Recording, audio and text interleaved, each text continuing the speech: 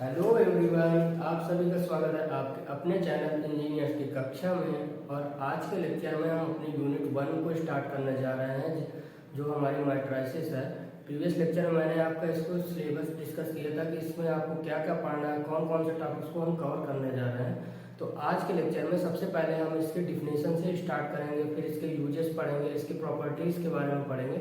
तो चलिए बिना किसी देरी के हम ये लेक्चर स्टार्ट करते हैं। तो सबसे पहले हम इसकी डिफिनीशन को पढ़ते हैं कि मैट्रिसेस की डिफिनीशन क्या होती है। तो मैं सबसे पहले आपको मैट्रिसेस ड्रा करना बताता हूँ कि मैट्रिसेस को हम कैसे रिप्रेजेंट करते हैं और इसको कैसे बनाते हैं। तो सबसे पहले मैं इसे एक एग्जांपल के शुरू करता हूँ। मानिए एक मैंने किसी इक्वेशन ले ली है। Let us consider a simultaneous equation.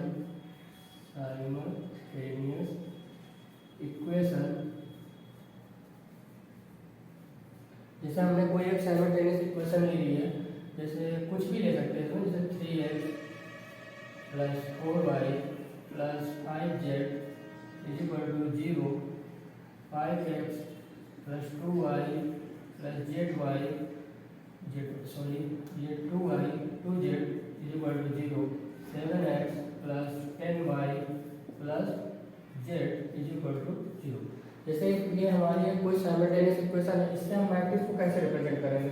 तो इसमें हमारे सबसे पहले ये ध्यान दीजिए, इसमें हमारे कोफिशिएंट कौन कौन से हैं। इसमें हमारे कोफिशिएंट है, इसमें हमारे कोफिशिएंट कौन कौन से, इसमें हमारे कोफिशिएंट है कोफिशिएंट हमारे x, y और z।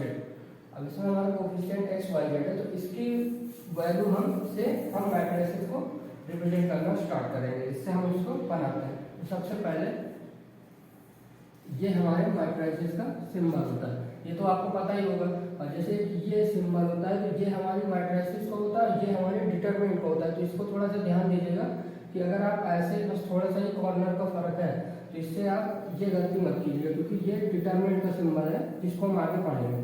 तो सबसे पहले इससे हम अपने मैट्रिसेस को बनाते हैं। तो इसमें हम जैसे कोफिशिएंट की वैल्यू उसे ही हम पुट करते चले जाएंगे। तो x की वैल्यू हमारी क्या है, 3 है। y की वैल्यू क्या है, हमारी 4 है। z की वैल्यू क्या है, हमारी 5 है। x की वैल्यू क्या है, हमारी 5 है। y की 2 है, z की 2 है, और x की इसमें 7, 10 और z में कुछ नहीं, 1। ठीक है, तो ये हमारी मैट्रिसेस बन के तैयार है। अब इसमें एक चीज़ ये ध्यान देने वाली बात है कि जो हमारे इस ऑर्डर में होते हैं चीज़ें, जैसे ये इनको हम क्या बोलते हैं, इनको हम बोलते हैं रो, इनको बोलते हैं हम रो। और जैसे ये हमारी जो ऑर्डर है, इनको हम क्या बोलते हैं, इनको बोलते हैं कॉलम। जैसे मान लो मैंने रो को m से रिप्रेजेंट कर दिया और कॉलम को n से रिप्रेजेंट कर दिया। ठीक है, तो अब इसमें कितनी रो है, इसमें रो है हमारी 1 2 3, रो है हमारी 3। अब कॉलम कितनी है, 1 2 3, तो कॉलम हमारे 3 है। तो अब इसमें जैसे एक मैट्रिक्स बनाते हैं, तो इसमें हम m × n का कॉम्बिनेशन होता है। इसमें टोटल जैसे क्वेश्चन बनता है कि अगर हम कोई मैट्रिक्स हमको दी जा रही है, उसमें टोटल एलिमेंट कितने हैं, तो वो हम कैसे फाइंड करेंगे। तो उसके लिए हम सबसे पहले m × n करते हैं, रो मल्टीप्लाई कॉलम। तो हमारी रो में कितने का ऑर्डर है, रो 3 का है, कॉलम में कितने का है, 3 का है, तो टोटल कितने हुए, 9 हुए। तो हमारे इसको काउंट कर लीजिए, इसमें हमारे 9 एलिमेंट्स हैं। तो इसकी हेल्प से हम इस पर टोटल एलिमेंट को भी हम इजीली फाइंड कर सकते हैं। तो अब इसमें क्वेश्चन उठता है कि भैया मैट्रिसेस का यूज क्या क्या है, मैट्रिसेस का यूज क्या क्या है। तो सबसे पहले इसका यूज लिख लेंगे, यूजेस ऑफ मैट्रिसेस। इसका सबसे पहला यूज है कि इस मैट्रिसेस की हेल्प से हम साइमल्टेनियस इक्वेशन फाइंड कर पाते हैं, साइमल्टेनियस इक्वेशन सॉल्व कर पाते हैं, इक्वेशन सॉल्व कर सकते हैं। दूसरा, इससे हम लीनियर इक्वेशन भी सॉल्व कर सकते हैं, लीनियर इक्वेशन भी सॉल्व कर सकते हैं। और इससे हम अपने कोफिशिएंट की वैल्यू भी निकाल सकते हैं, कोफिशिएंट की वैल्यू भी कोफिशिएंट फाइंड कर सकते हैं। और इसका यूज डिफरेंशियल इक्वेशन भी सॉल्व करने के लिए किया जाता है, डिफरेंशियल इक्वेशन सॉल्व करने के लिए भी किया जाता है। और इसका एक यूज और भी है, इसका use theory of electric circuit में भी इसका यूज होता है, जो कि इसी ब्रांच वाले रिलेट करेंगे। थ्योरी ऑफ इलेक्ट्रिक सर्किट में भी मैट्रिक्स का यूज किया जाता है। तो ये हमारे कुछ मेजर यूज है जिससे हम मैट्रिसेस के हेल्प से इनको हम सॉल्व कर सकते हैं। अब इसके बाद हम इसके प्रॉपर्टीज को पढ़ेंगे कि इसको मैट्रिसेस कितने टाइप के मैट्रिसेस होते हैं, और ये जो मेजर जो हमारी प्रॉपर्टी है जिनको हम क्वेश्चन में जिसकी हेल्प से क्वेश्चन सॉल्व करेंगे उनको हम पढ़ लेते हैं। तो सबसे पहले ये हमारे types of matrices, types of matrices, ठीक है। तो इसमें सबसे पहले हम पढ़ते हैं रो मैट्रिसेस। अब रो मैट्रिसेस हमारी क्या होती है, ये हमने अभी देखा था कि जैसे एक हमारी कोई मैट्रिक्स दी है 2 3 4। अब इसमें हमारी रो कितनी है, दो हमारी एक रो है। जैसे ये हमारी है, इसे हम रो मैट्रिक्स बोलते हैं। अब जैसे इसकी डिफिनेशन अगर आपको पूछ जाए तो इसको आप ऐसे बोल सकते हैं कि one row and any numbers of column और कॉल्ड है रो मैट्रिक्स, ठीक है। अब जैसे इसमें कॉलम तो कई सारे हो सकते हैं, 1 2 3 है, ये ज़्यादा भी हो कितनी भी हो, तो इसे हम ऐसी हो जिसमें एक रो हो तो उसे हम रो मैट्रिक्स बोलते हैं। अब सेकेंड है, इसको मैं लिख देता हूँ ठीक से। सबसे पहले हमने क्या पढ़ा, रो मैट्रिक्स।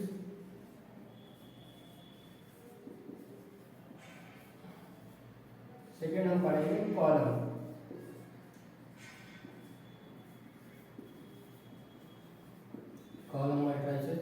कॉलम मैट्रिसेस भी रो मैट्रिसेस जैसे है। जैसे ये हमने बनाया, एक हमने ये मैट्रिक्स डाउन ड्रा की है 2 3 4। अब इसमें देखिए, इसमें रो तो कई सारे हैं, 1 2 3, या इससे ज़्यादा भी आप लिख सकते हैं, कोई ज़रूरी नहीं है।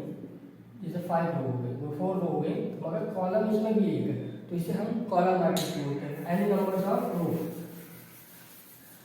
अब तीसरा हम पढ़ते हैं यूनिट मैट्रिक्स, पढ़ लेते हैं पहले यूनिट मैट्रिक्स। इसे आइडेंटिटी मैट्रिक्स भी कहते हैं, आइडेंटिटी मैट्रिक्स। इसे हम आई से रिप्रेजेंट करते हैं, आई से। अगर आपने 11th 12th में मैट्रिक्स पढ़ी होगी तो इसे आप जानते होंगे। तो यूनिट मैट्रिक्स, आइडेंटिटी मैट्रिक्स क्या है। अब इसमें जैसे मैंने ये बनाया 0 0 0 1 0 0 0 1। अब ये हमारी यूनिट मैट्रिक्स है। एक चीज़ ये ध्यान रखिएगा, यूनिट मैट्रिक्स का डिटरमिनेंट अगर आप निकालेंगे तो उसकी वैल्यू हमेशा 1 आती है। अगर डिटरमिनेंट इसका हम निकालेंगे तो इसकी वैल्यू 1 आएगी। अभी डिटरमिनेंट को मैं आपको निकालना बता दूंगा कि डिटरमिनेंट कैसे निकालते हैं। तो सबसे पहले इसे याद कर लीजिए कि अगर यूनिट मैट्रिक्स है या आइडेंटिटी मैट्रिक्स है तो इसकी डिटरमिनेंट की वैल्यू 1 ही आएगी हमेशा। अब ये हमारी ये आइडेंटिटी मैट्रिक्स हो जाती है, जिसमें हमारे ये जो पार्ट है ये, इसे हम डायगोनल एलिमेंट बोलते हैं। क्या होता है, डायगोनल। ये हमारे मैट्रिक्स का, इसे हमारी मैट्रिक्स ये दी हुई है तो इसको हम, इसकी ये जो 1 1 1 ये जो ऑर्डर में है इसे हम डायगोनल एलिमेंट कहते हैं। ये चेंज भी हो सकते हैं, मगर यूनिट मैट्रिक्स के केस में ये 1 1 ही हो गई, यही मैट्रिक्स होती है, ठीक है। अगर 2 क्रॉस 2 की मैट्रिक्स, अब ये 3 क्रॉस 3 की मैट्रिक्स, इसमें 3 रो 3 कॉलम है। अगर 2 क्रॉस 2 की मैट्रिक्स बनाएंगे तो ये कुछ इस तरह बनेगी, ठीक है। ये हमारी आइडेंटिटी मैट्रिक्स हो गई। अब हम इस एक बार, अब मैं आपको डायगोनल मैट्रिक्स भी बता देता हूँ जिससे आपको आराम इजीली समझ में आ जाएगी। जैसे ये हमारी diagonal element, diagonal matrices, diagonal matrices क्या होता है, जैसे कि कोई हमने मैट्रिक्स एग्जांपल के लिए ले ली है 3 2 0 0 2 3 1 2 3। अब इसमें हमारे जैसे कोई पूछे कि डायगोनल एलिमेंट कौन कौन से हमारे, तो डायगोनल एलिमेंट हमारे ये वाले, ये जो हमारा पार्ट है डायगोनल एलिमेंट होता है।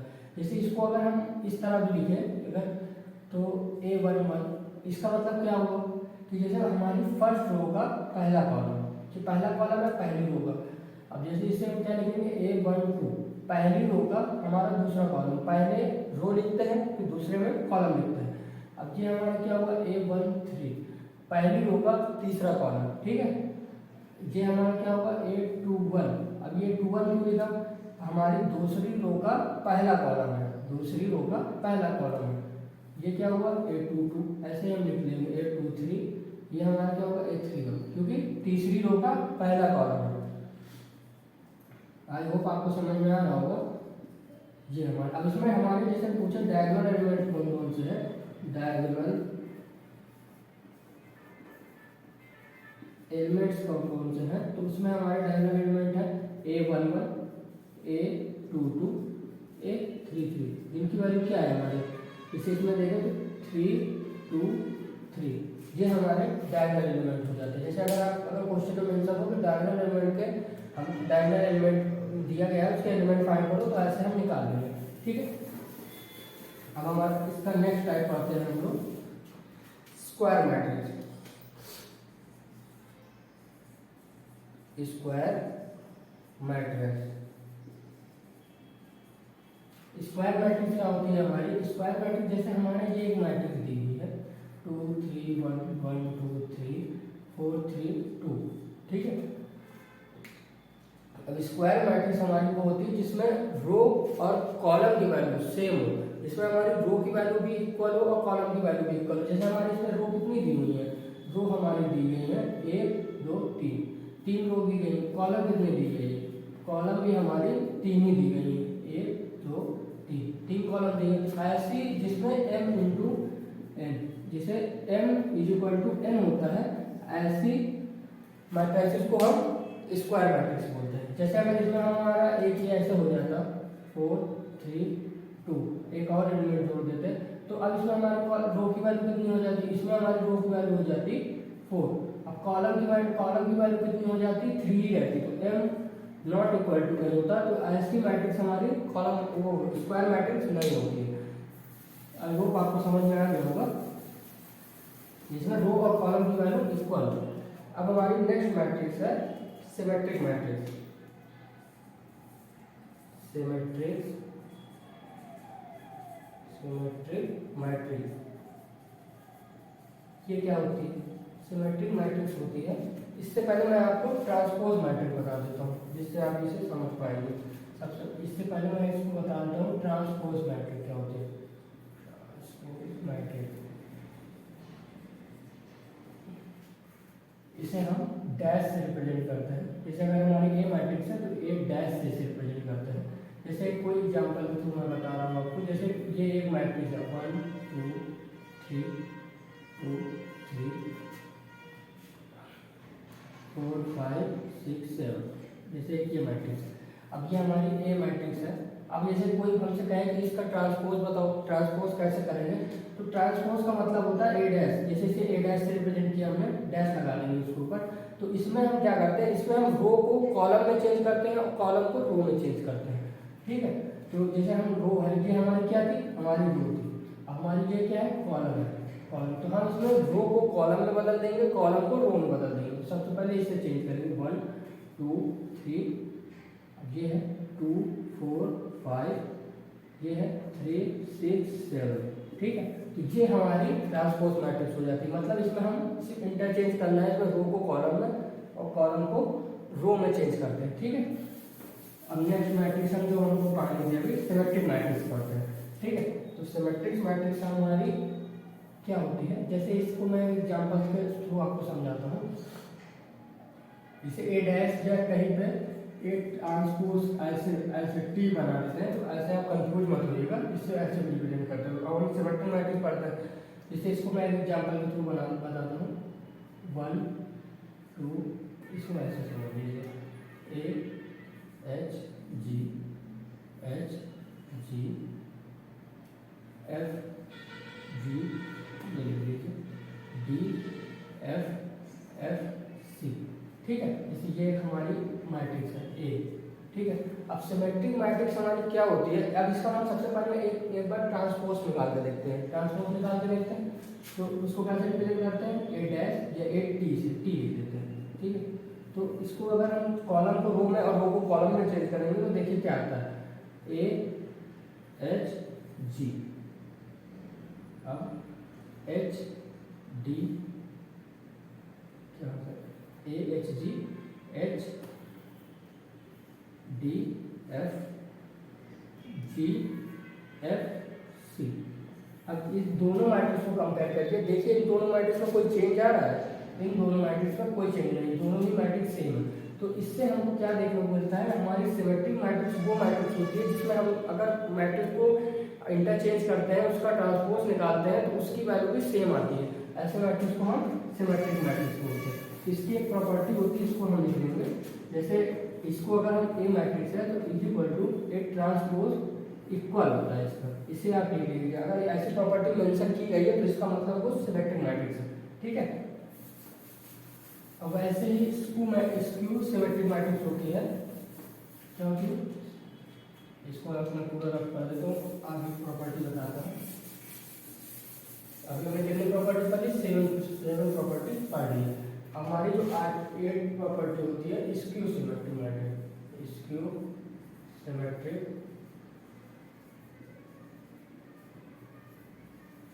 मैट्रिक्स। स्क्यू सिमेट्रिक मैट्रिक्स हमारी क्या होती है, जैसे हमने सिमेट्रिक मैट्रिक्स पढ़ी थी वैसे स्क्यू सिमेट्रिक मैट्रिक्स होती है, बस इसमें जैसे हमारी उसमें हमारी वैल्यू क्या है, A is equal to A transpose आया था ना, इसके डैश के इक्वल आती है। बस इसमें एक चीज ये ध्यान रखिएगा, इसकी मैं एग्जांपल इसको समझा देता हूँ। इसमें जो डायगोनल एलिमेंट होते हैं वो 0 होते हैं, तो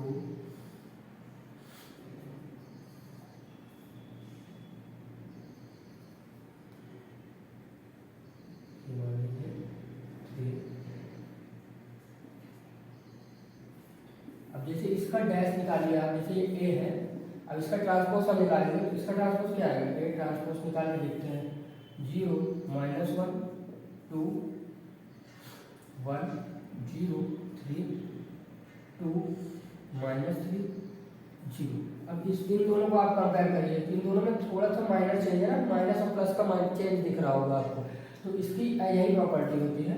इसमें लिख लीजिएगा, इसमें डायगोनल एलिमेंट हमारे डायगोनल एलिमेंट जो होते हैं हमारे वो 0 होते हैं, डायगोनल एलिमेंट्स आर 0 एंड इसमें जो हमारा A is equal to A transpose नहीं होता, ए इसमें होता है हमारा A is equal to minus A transpose. अगर हम इसमें माइनस कॉमन ले लें तो इसकी वैल्यू सेम आ जाएगी, चाहे आप करके देख लीजिए। इसमें हम माइनस अगर कॉमन ले लेंगे तो जिसमें प्लस उसमें माइनस लग जाएगा, करके देख लीजिएगा तो ये हमारे माइनस चेंज हो जाएंगे, इसमें हमारे इसमें माइनस लग जाएगा, ये हट गया, इसमें माइनस लग जाएगा, ठीक है। तो ये हमारी ये स्क्यू सिमेट्रिक की प्रॉपर्टी है, A is equal to minus A transpose, ठीक है। आई होप आपको समझ में आ गया होगा।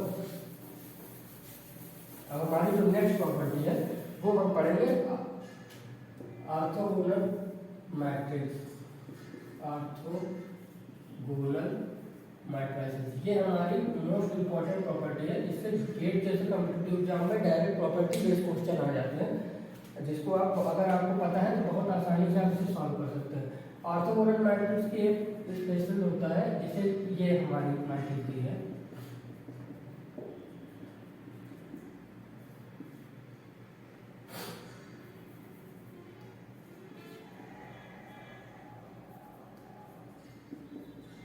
इसमें सबसे बढ़िया ये सिस्टम होता है,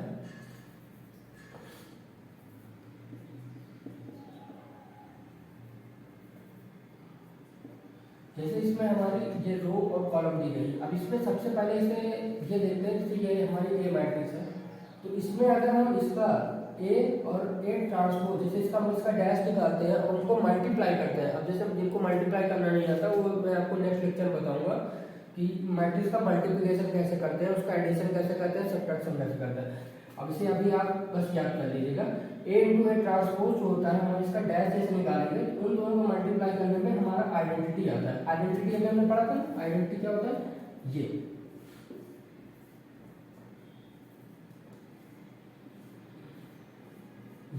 इस तरह की मैट्रिक्स हमारी आंसर में निकल जाती है। तो इस ये प्रॉपर्टी पे गेट पे क्वेश्चन आते हैं, ये A into A transpose equal to I, और इसका अगर डिटर्मिनेंट निकालते हैं तो डिटर्मिनेंट की वैल्यू 1 आती है। क्या आती है? 1, क्योंकि आइडेंटिटी आ रही है 1 आएगी, ठीक है। और इसमें एक ऐसे मैट्रिक्स को चेक करने का एक तरीका होता है कि ये ऑर्थोगोनल है कि नहीं। इसमें अगर हम रो और कॉलम का स्क्वायर निकालते हैं रूट में तो इसकी वैल्यू 1 आती है, जैसे 1 -1 +1, ठीक है। तो ये कितना आया? √1 1। तो ऐसी मैट्रिक्स को हम ऑर्थोगोनल मैट्रिक्स कहते हैं। ये दो प्रॉपर्टी आप याद रखिएगा, ये मोस्ट इंपॉर्टेंट प्रॉपर्टी है, ठीक है। तो अगर सिंपल अगर सिर्फ आपको चेक करना हो तो आप ये रूट के मेथड से भी चेक कर सकते हैं कि मैट्रिक्स ऑर्थोगोनल है कि नहीं। अब हम नेक्स्ट मैट्रिक्स पढ़ते हैं, हर्मिशियन मैट्रिक्स। हर्मिशियन मैट्रिक्स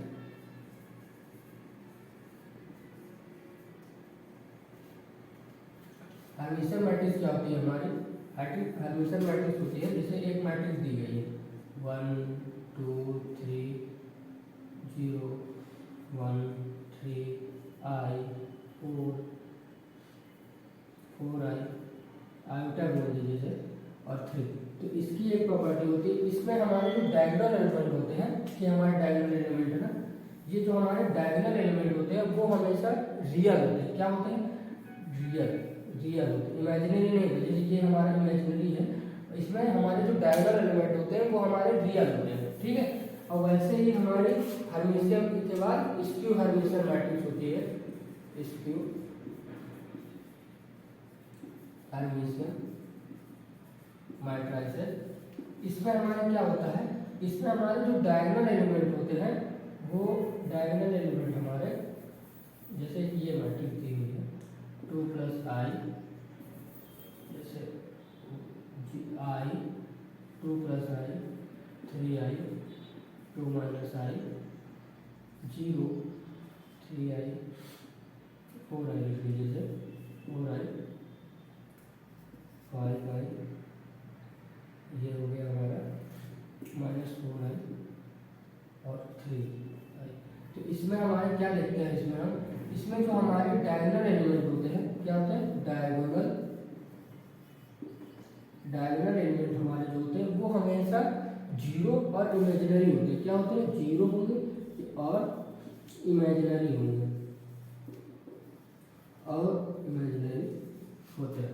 जैसे हमारे हर्मिशियन मैट्रिक्स में क्या था? हर्मिशियन मैट्रिक्स में हमारे था कि ये तो डायगोनल एलिमेंट हमारे रियल होंगे, ऑलवेज रियल होंगे। और इसमें क्या होता है? डायगोनल एलिमेंट हमेशा 0 होते हैं या इमेजिनरी होते हैं। और इसमें जो ये एलिमेंट है, जैसे ये देखिए, ये एक दूसरे के कंजुगेट होते हैं। कंजुगेट मीन्स मतलब अपोजिट होते हैं। जैसे इसमें देखिए प्लस है, इसमें माइनस है, तो साइन का डिफरेंस होता है, ठीक है। आई होप आपको समझ में आया होगा। इनको आप ऐसे चेक कर सकते हैं कि मैट्रिक्स कौन सी मैट्रिक्स है। अब एक हमारी मैट्रिक्स होती है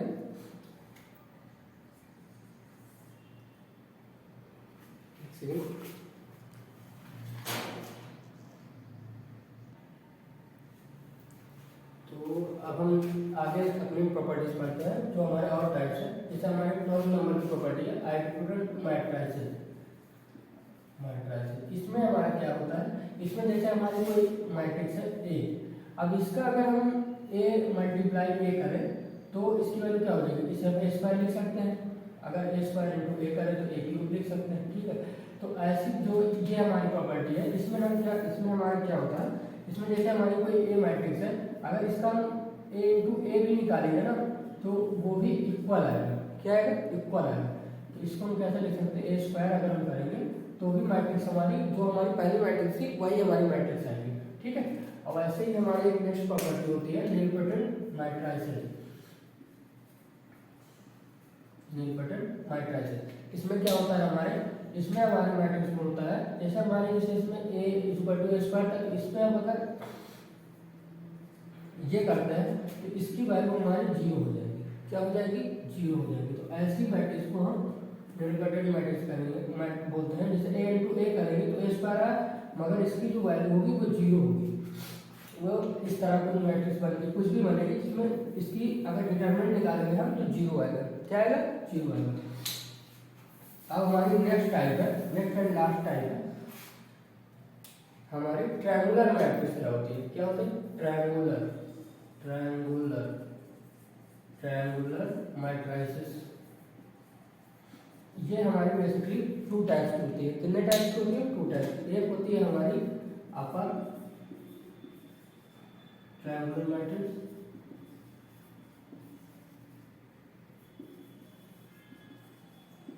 तो ये हमारी मैट्रिक्स क्या होती है इसको देखेंगे पहले। अपर ट्रायंगुलर मैट्रिक्स हमारी होती है, इसमें जैसे हमारा ये डायगोनल है, इसके जो अपर पार्ट होता है उसकी वैल्यू नॉन जीरो होती है। जैसे ये मैट्रिक्स दी गई है, तो इसमें हमारे जो देखिए डायगोनल एलिमेंट हमारा क्या है, ये डायगोनल एलिमेंट हमारा जो है इसके ऊपर की वैल्यू नॉन जीरो और नीचे की वैल्यू जीरो होती है। तो ऐसे मैट्रिक्स को हम अपर ट्रायंगुलर मैट्रिक्स बोलते हैं। क्या बोलते हैं, अपर ट्रायंगुलर मैट्रिक्स बोलते हैं। और जो हमारी इसका नेक्स्ट टाइप है वो है हमारा lower triangular matrices, lower triangular matrix.